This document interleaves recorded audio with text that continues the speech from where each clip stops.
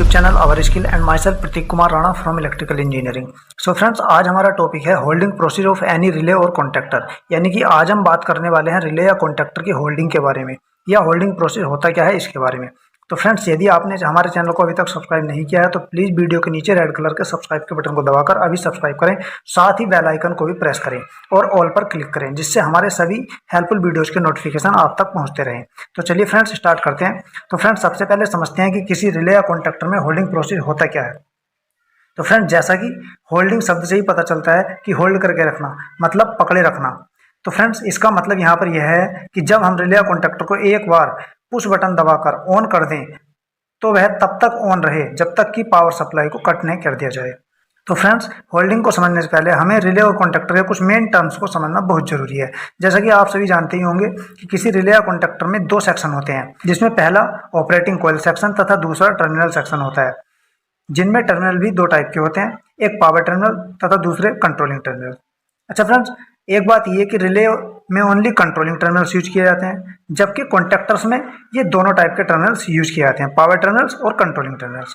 अब वैसे तो फ्रेंड्स, कॉन्टैक्टर में जो कंट्रोलिंग टर्मिनल होते हैं वो भी टू टाइप के हो सकते हैं। एक वो जो कॉन्टैक्टर में पहले से ही एक या दो दिए होते हैं, जिनको ऑलरेडी अटैच कंट्रोलिंग टर्मिनल कह सकते हैं, और दूसरे ऑक्सिलरी के रूप में आवश्यकता अनुसार यूज किए जाते हैं, जिन्हें हम एक्सटर्नली अटैच कंट्रोलिंग टर्मिनल कह सकते हैं। कंट्रोलिंग टर्मिनल एनओ और एनसी दो टाइप के होते हैं, लेकिन अभी हम इतना डीप में नहीं जाएंगे, क्योंकि होल्डिंग के लिए हमें केवल ऑपरेटिंग कॉइल और एक एनओ टाइप कंट्रोलिंग टर्मिनल की ही आवश्यकता होगी। साथ में एक एनसी पुश बटन में एक एनओ पुश बटन तथा एक पावर सप्लाई की आवश्यकता होगी। तो चलिए फ्रेंड्स, होल्डिंग प्रोसेस को इन दिए गए डायग्राम्स की मदद से समझते हैं। तो फ्रेंड्स, आप जो डायग्राम देख रहे हैं वो किसी रिले या कॉन्टैक्टर के कनेक्शन का सिंपल डायग्राम है, जहां पर रेड वाला एनसी पुश बटन व ग्रीन वाला एनओ पुश बटन तथा ब्राउन वाली रिले की ऑपरेटिंग कॉइल है, तथा इसमें रिले के एनओ कंट्रोलिंग टर्मिनल को नहीं लिया गया है, यानी कि इसमें रिले की होल्डिंग नहीं की गई है। यानी कि इस समय यदि हम ग्रीन वाले एनओ पुश बटन को प्रेस करते हैं तो हमारी रिले की ऑपरेटिंग कॉइल एनर्जाइड हो जाती है, मीन्स हमारी रिले ऑन हो जाती है, तथा जैसे ही उसे छोड़ देते हैं वैसे ही सर्किट ओपन हो जाने के कारण रिले फिर से ऑफ हो जाती है। अब फ्रेंड्स, हमें सीखना है होल्डिंग करना, यानी कि यदि हम ग्रीन एनओ पुश बटन को एक बार प्रेस करके छोड़ भी दें तभी भी हमारी रिले ऑन ही रहे, जब तक कि हम रेड वाले पुश बटन को प्रेस करके मेन पावर सप्लाई को कट न कर दें। तो इसको इस दूसरे डायग्राम की मदद से समझते हैं।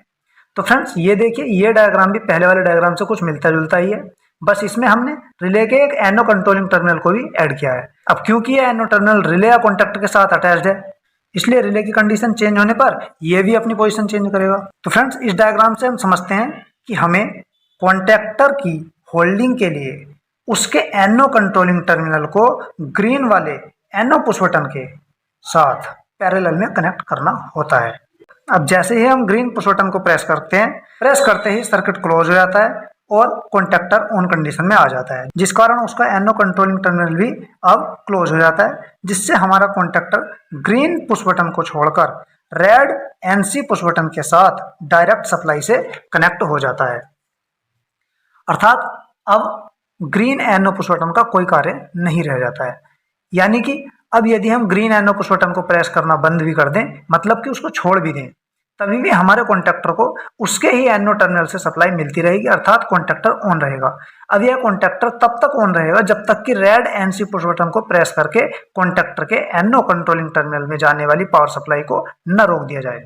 अर्थात जैसे ही रेड एनसी पुश बटन को प्रेस करेंगे, कॉन्टैक्टर ऑफ हो जाएगा तथा फिर से अपनी नॉर्मल कंडीशन में आ जाएगा। तो फ्रेंड्स, उम्मीद करता हूं कि आपको होल्डिंग प्रोसेस अच्छे से क्लियर हो गया होगा। फिर भी कोई क्वेश्चन यदि रह गया हो तो आप कमेंट में पूछ सकते हैं। धन्यवाद।